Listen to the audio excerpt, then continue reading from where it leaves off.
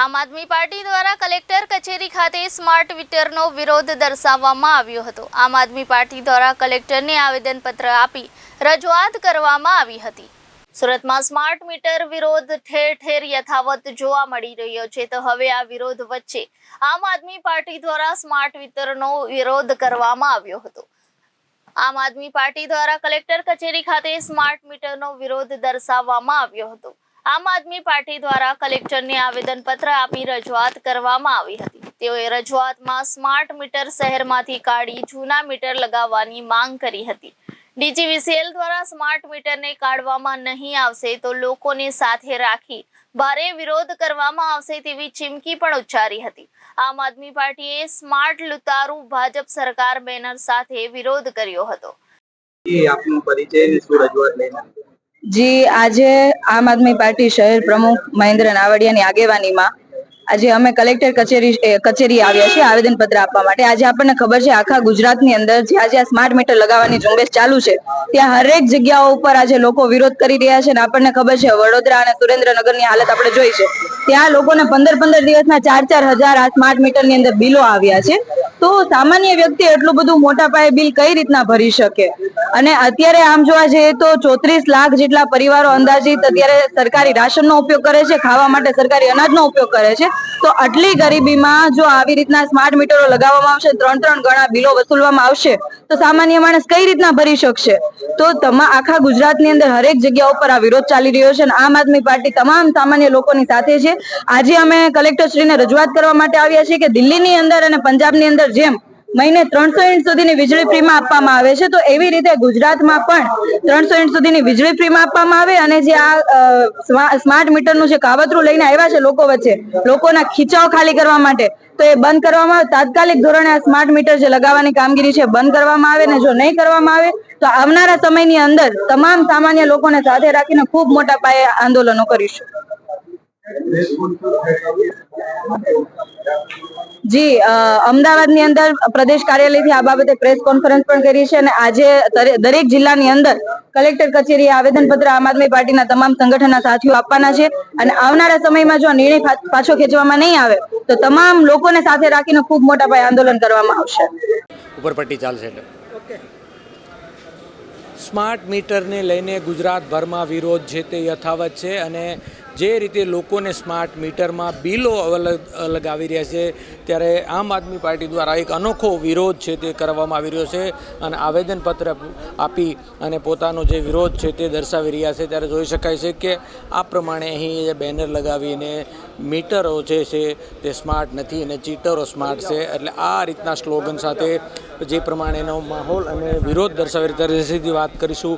શું કહેશો, આ એક અનોખો વિરોધ દર્શાવવો પડે છે પ્લે કાર્ડ લઈને? આ અમારો અનોખો વિરોધ છે। વિરોધ એટલા માટે છે કે સ્માર્ટ મીટરના નામે ભારતીય જનતા પાર્ટીના સ્માર્ટ ચીટરો જે ગુજરાતની જનતાને લૂંટવાના કાવતરા લાવી રહ્યા છે એ હકીકતમાં થવું ન જોઈએ। ગુજરાત રાજ્ય એટલે કે ગુજરાત સરકાર કે જે આજુબાજુના રાજ્યો મધ્યપ્રદેશ, મહારાષ્ટ્ર અને રાજસ્થાન કે જેને વેચાતી વીજળી આપે છે, અને સાથે સાથે જો તમે પોતે ઉત્પાદન કરતા હો, બીજા રાજ્યોને વેચાતી વીજળી આપતા હો, તો તમારા ઘરના લોકોને લૂંટવાની તમને એવી તો શું જરૂર પડી? એમના વિરોધમાં અમે અહીંયા સુરત કલેક્ટર કચેરીએ આવેદનપત્ર આપવા આવ્યા છીએ અને ભવિષ્યમાં જો પણ હજી પણ આવા સ્માર્ટ મીટરો હટશે નહીં તો અમે ઉગ્ર આંદોલન કરીશું। બિલકુલ, જે પ્રમાણે વિરોધ જોઈ શકાય છે ત્યારે ધર્મેશભાઈ શું કહેશો, આ વિરોધ કરી રહ્યા છો? સ્માર્ટ મીટરના નામે ગુજરાતની ભારતીય જનતા પાર્ટીની સરકાર લોકોને લૂંટવા માટેનું એક નવું ષડયંત્ર લઈને આવી છે। સરકાર પોતાના પક્ષે સકારાત્મક વાત મૂકતા એવું કહે છે કે જૂના વીજ મીટરમાં અને આ પ્રીપેડ રિચાર્જવાળા મીટરમાં કોઈ ફરક નથી તો શું કામ મૂકવાની જરૂરિયાત છે? પોતાના મિત્રની મળતિયા મિત્રની જે કંપની છે સ્માર્ટ મીટર બનાવે છે એને કમાવા માટેનું આ ષડયંત્ર છે। પહેલી વાત આ છે। બીજું કે પ્રીપેડ રિચાર્જ એટલે કે અગાઉ પૈસા ભરી દેવાની જે વાત છે એ વાતમાં જનતાને ગુમરાહ કરવામાં આવે છે। જેણે વીજ કનેક્શન લીધું છે, તમે લીધું છે કે મેં લીધું છે, વીજ કનેક્શન લેવા સમયે આપણે ઓલરેડી એડવાન્સમાં ડિપોઝિટ ભરેલી જ છે, એટલે કે એડવાન્સમાં આપણે નાણાં ભરેલા જ છે, જેથી કરીને આપણે સમયસર વીજ બિલ ન ભરીએ તો વીજ કંપની આપણી પાસેથી પૈસા એની ઉઘરાણી ડિપોઝિટમાંથી કરી શકે. જો એ પૈસા અગાઉ જ લઈ લે છે તો ફરી પાસે બીજી વાર અગાઉ લેવાનું આ આયોજન, આ ષડયંત્ર શા માટે? પહેલી વાત આ છે, આવું જ ષડયંત્ર આજથી 5 વર્ષ પહેલાં કેબલ કનેક્શન મારફતે સરકાર લાવી હતી કે તમને સેટઅપ બોક્સ આપીએ એટલે તમને સારું રિઝલ્ટ મળશે, ફલાણું મળશે, ઢીકડું મળશે, તમે ઘરે બેઠા રિચાર્જ કરો. આવું એક ષડયંત્ર લાવી હતી. એટલે કે 150-150 રૂપિયાની અંદર જે કનેક્શન, કેબલ કનેક્શન લોકોને ઘરે બેઠા મળતું હતું, એ સેટઅપ બોક્સના નામે એક નવું ષડયંત્ર લાવ્યા. એટલે એ કંપની ભારતીય જનતા પાર્ટીના નેતાઓની છે, ભારતીય જનતા પાર્ટી પાસે એનો કોન્ટ્રાક્ટ છે. એ લોકો આજે 350 થી 350 રૂપિયા ઉઘરાવા માંડ્યા અને લોકોને ખબર ન રહી કે ક્યારેય 150 રૂપિયાના 350 થઈ ગયા. એવી જ રીતના સ્માર્ટ મીટરમાં એવું છે કે તમારી પાસેથી પૈસા લે છે. અને એના ઉદાહરણ વડોદરામાં સામે આવ્યા. એક ભાઈને તો 9 લાખ રૂપિયાનું બિલ આવ્યું. આપણે વિચારવા પડી જાય કે આ શું ઘરે વાપરતા હશે. પંજાબમાં અને દિલ્હીમાં આમ આદમી પાર્ટીની સરકાર 200 યુનિટ 300 યુનિટ ઘર વપરાશ માટે વીજળી મફત આપી શકતી હોય તો એને સ્માર્ટ સરકાર કહેવાય. ત્યાં સ્માર્ટ મીટરની કોઈ જરૂરિયાત નથી. તો સરકાર જે સ્માર્ટ મીટર મૂકે છે, સ્માર્ટ મીટરની જરૂરિયાત નથી. સરકારને સ્માર્ટ બનવાની જરૂર છે. વીજ કંપનીઓ આ કાળઝાળ ગરમીમાં 44-45 ડિગ્રીવાળા વાતાવરણમાં આખો દિવસ વીજ કાપ મૂકી દે છે. એને પોતાને સ્માર્ટ બનવાની જરૂર છે. નાનું એવું વાવાઝોડું, સામાન્ય પવન આવે, પહેલો વરસાદ, બીજો વરસાદ આવે તો પણ વીજ કંપનીના ધાંધિયા શરૂ થઈ જાય છે, વીજમાં કાપ મુકાઈ જાય છે, પાવર કટ થઈ જાય છે. તો એ સરકારને સ્માર્ટ બનવાની જરૂર છે. સ્માર્ટ મીટરની જરૂરિયાત નથી. ગુજરાતના 99.99% લોકો પોતાનું બિલ સમયસર ભરી દે છે.